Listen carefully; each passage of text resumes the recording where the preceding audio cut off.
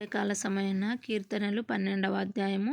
ఆశానుశృతి మీద పాడదగినది దావీదు కీర్తన. యెహోవా నన్ను రక్షింపుము. భక్తిగల వారు లేకపోయిరి, విశ్వాసులు నరులలో నుండకుండా గతించిపోయిరి.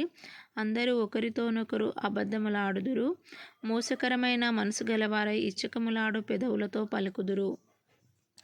యెహోవా ఇచ్చకములాడు పెదవులన్నిటినీ, బింకములాడు నాలుకలన్నిటినీ కోసివేయును.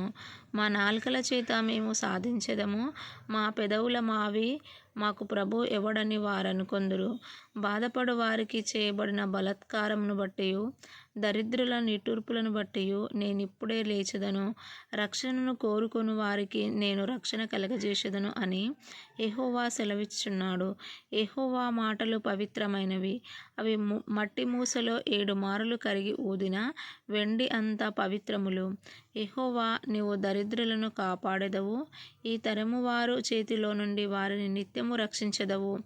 నరులలో నీచ వర్తన ప్రబలమైనప్పుడు దుష్టులు గర్విష్ఠులై నలుదిక్కులా తిరుగులాడుదురు. ఆమేన్. లైక్ చేయండి, సబ్స్క్రైబ్ చేసుకోండి ప్లీజ్ అందరూ. డైలీ మీకు వాక్యం వస్తుంది.